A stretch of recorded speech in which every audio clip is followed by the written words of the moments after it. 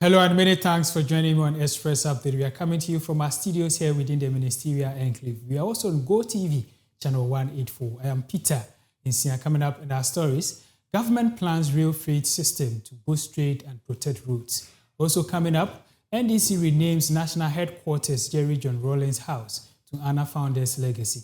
These and many other stories coming up shortly. Please do stay with us. And now the news in detail.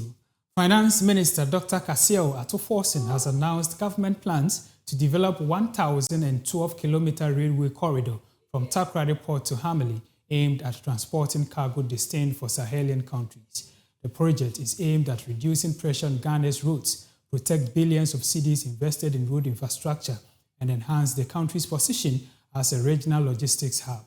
According to him, Ghana plans to designate Takoradi Port as the preferred gateway for Sahel-bound cargo while implementing stricter measures against overloaded trucks to mitigate road damage.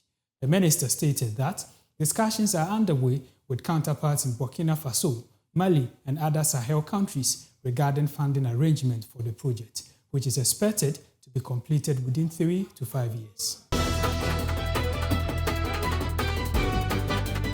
Away from that story, the National Democratic Congress, NDC, has officially named its national headquarters Jerry John Rawlings House in honor of its founder and former president Jerry John Rawlings.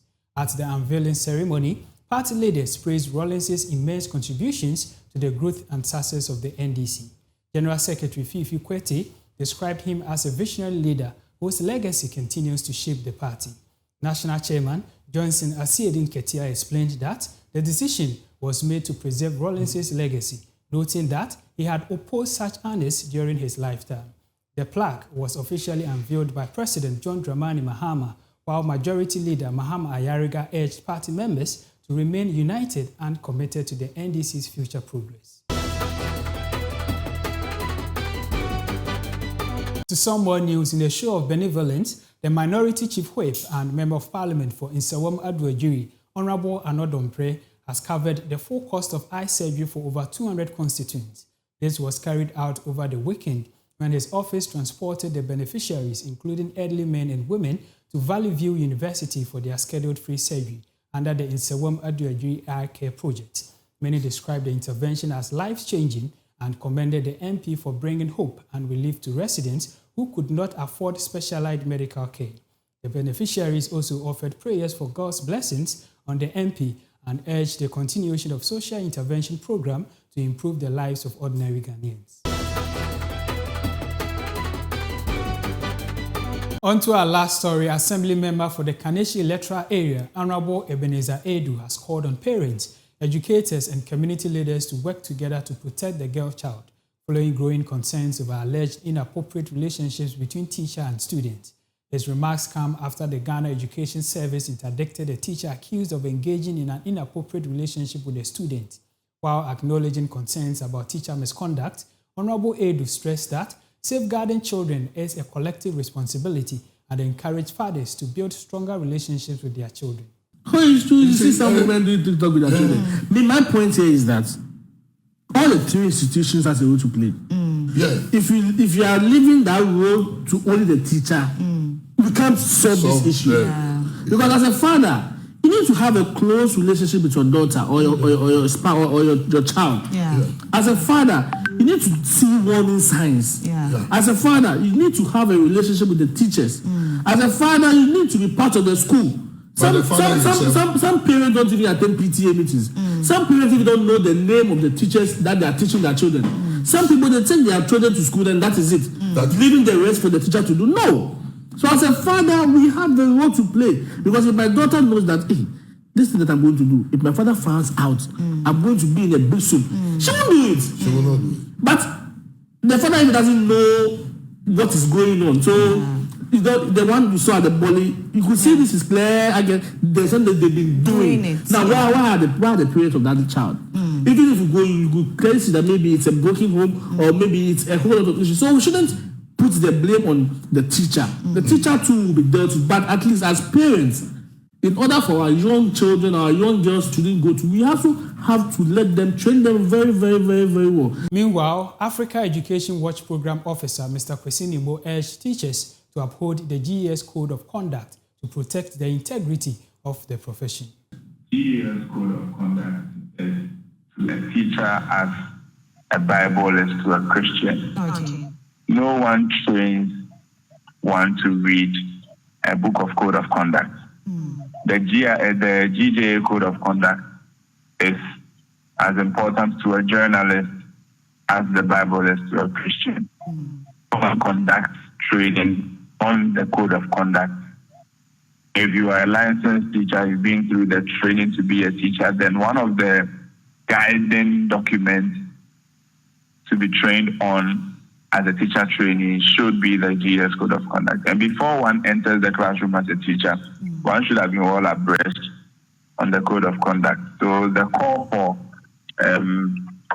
whether it's a training or a capacity building based on the GS Code of Conduct, we believe it's neither here nor there. And as a teacher, one should take interest in what the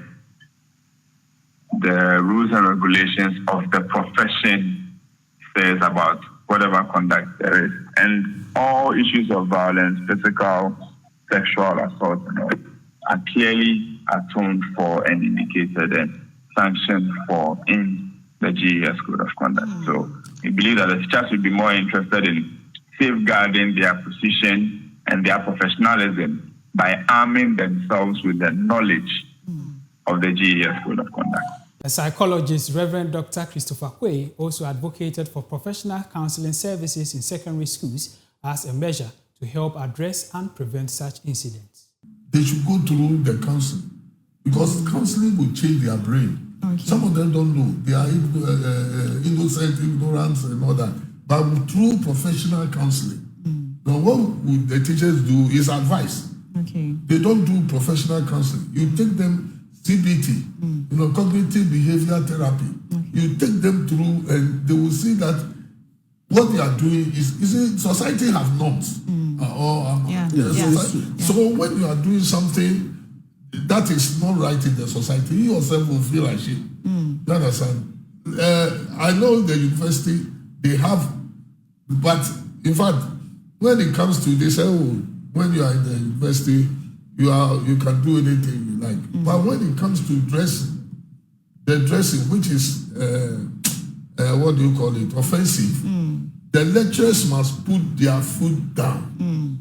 You understand? They must put their foot down. Of course, these are the future leaders, and they will come and rule this country. GES is not being proactive.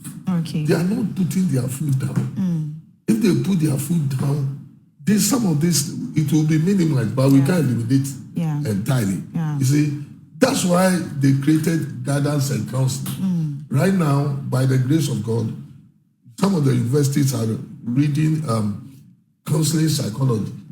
Those days, guidance and counseling is limited to teachers. Okay. But counseling psychologists, they will go to the schools. They must be employed. Ghana, we have let everything loose. They must be employed in the schools. At least if you have two of them, they can do something. If they see a student dressed in a progressive, what we call offensive way, yes, they can organize a forum and then they address it. And they are learning. Before they come out, they are mature. Go to maybe the schools like I get these girls, Kwaburi, when they come out, see how they are. Discipline, well coached, But when we let them loose like this, then these are the things we... And that is all we have for you on Express Update. Thank you for sticking and staying with us. I'm Peter Insia. Remember, the news keeps changing every day, but integrity must never change. Do enjoy the rest of our programs.